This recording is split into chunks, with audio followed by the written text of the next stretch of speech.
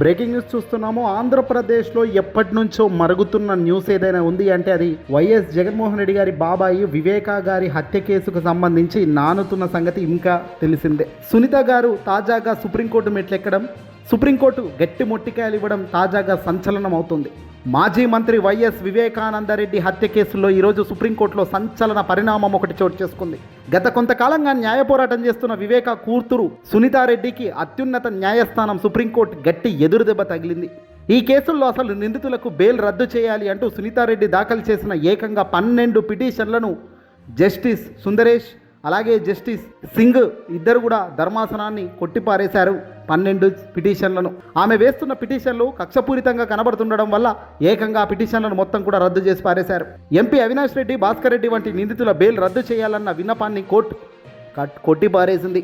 ఈ విచారణ సిబిఐ విన్నపించిన వాదనలు అందరినీ విస్మయానికి గురి చేస్తున్నాయని, ఇప్పటికే 3 సప్లిమెంటరీ ఛార్జ్ షీట్లు దాఖలు చేశామని, ఈ కేసుల్లో ఇకపై ఎలాంటి తదుపరి దర్యాప్తు అవసరం లేదని సిబిఐ బల్లగుద్ది చెప్పింది. సిబిఐ ఇచ్చిన ఈ స్టేట్మెంట్లతో ఏకీభవించని సుప్రీంకోర్టు తదుపరి విచారణ అవసరం లేదని భావించి పిటిషన్లను కొట్టిపారేసింది.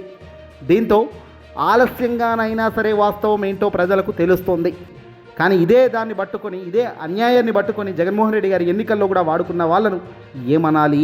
2024 ఎన్నికలకు ముందు సునీతారెడ్డి గారు చంద్రబాబుతో కొలిక్కికై ఏకంగా షర్మిలమ్మ, సునీతమ్మ వీళ్ళందరూ కూడా జగన్మోహన్ రెడ్డి గారికి రివర్స్లో వీళ్ళు ఈ కేసును ముందుకు తీసుకెళ్లిన విషయం వాస్తవమా కాదా?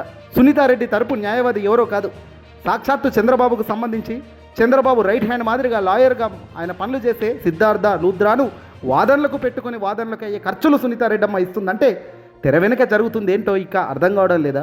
ఇప్పటికే టీడీపీకి తరపున ఈ సిద్ధార్థ లూథ్రాకు ఎన్ని లక్షలు పోతున్నాయో శాలరీ రూపంలో చూస్తూనే ఉన్నాం. అవన్నీ ఏ రూపంలో పోతున్నాయి, ఎవరి కోసం పోతున్నాయి, ఎవరి కక్ష సాధింపు చర్యల్లో భాగంగా ఈ బిల్లులు కడుతున్నారు ఇట్టే అర్థం కాదా? మరిన్ని ఆధారాలు ఇచ్చామని చెప్పినప్పటికీ కోర్టు గట్టిగానే స్పందించింది. మళ్ళీ ఇక్కడ కొత్తగా ట్రయల్ ప్రారంభించాలనుకుంటున్నారా? ఏవైనా అంశాలుంటే కింది కోర్టులో తేల్చుకోండి పోండి అంటూ సుప్రీంకోర్టు గట్టి మొట్టికాయలు ఇచ్చింది.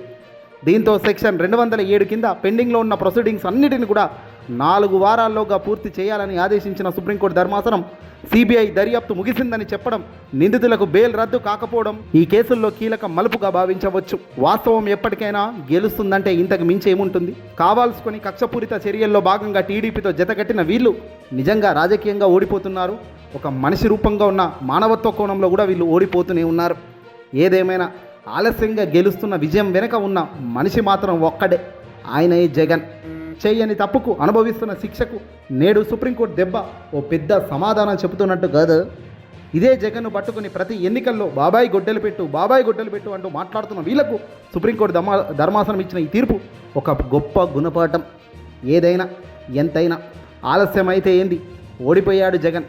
కానీ రాబోయే రోజుల్లో ఆ ప్రజలే ఈరోజు ఈయనను మళ్ళీ విజయం వైపుకు నెట్టుతారు. విజయం సాధించేదాకా వదలరు. ఈ వీడియోని అసలు లైక్ కొట్టి షేర్ చేయండి.